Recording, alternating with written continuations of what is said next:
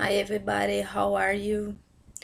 Hoje eu vou mostrar para vocês uma revisão do caderno 1 e aí nós vamos fazer algumas correções que ficaram pendentes na nossa aula online, ok? Então, lá no caderno 1, nós tivemos os conectivos, né?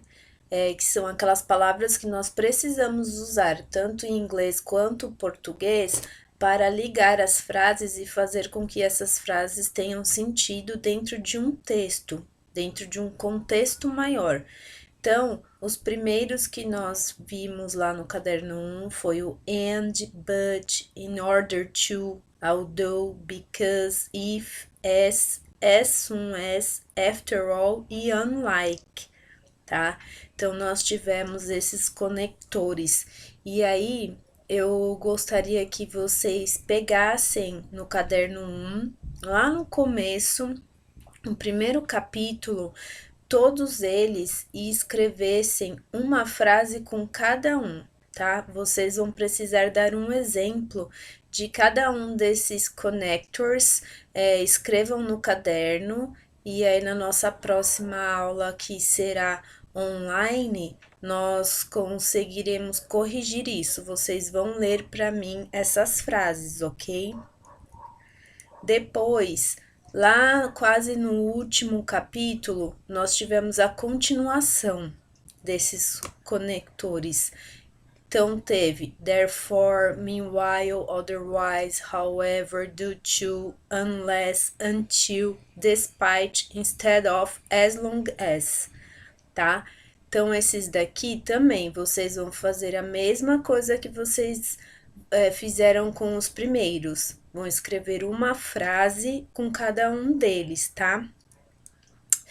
Depois, nós entramos no also, to and either.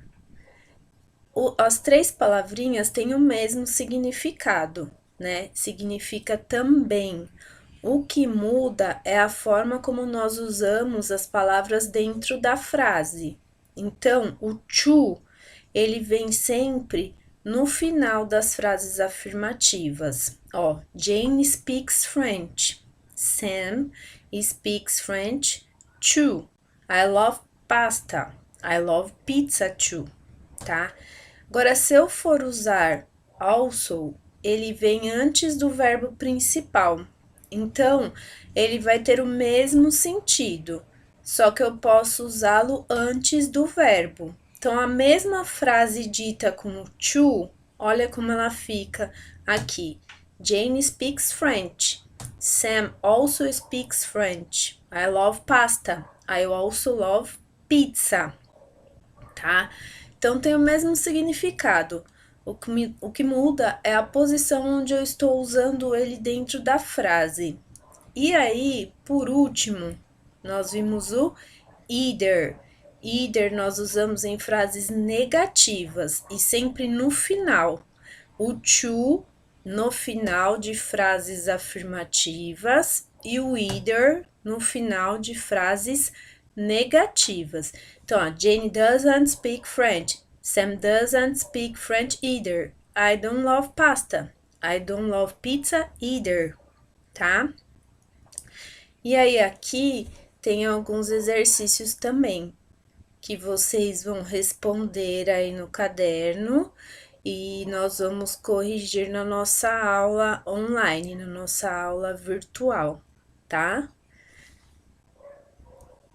Depois, nós temos os prepositions of movement. Foi lá a última unidade do livro.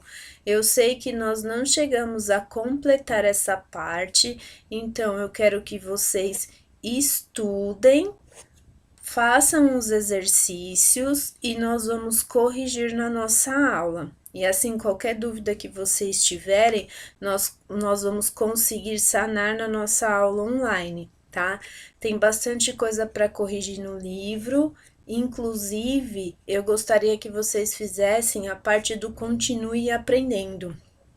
Aquela parte lá do final, que para alguns nonos eu já tinha solicitado, tá? Mas nem todos conseguiram finalizar, então eu quero que vocês completem o continue aprendendo, porque ele traz a matéria de todo o trimestre e aí a gente faz a correção na aula online, tá bom? Então, por hoje é isso.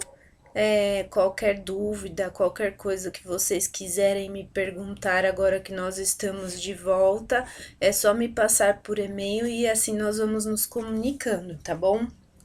Algumas atividades nós vamos postar dentro do plural.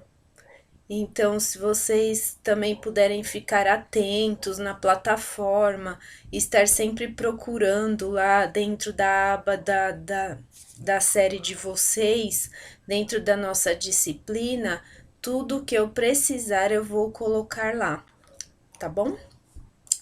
Bye bye, see you in our class, ok?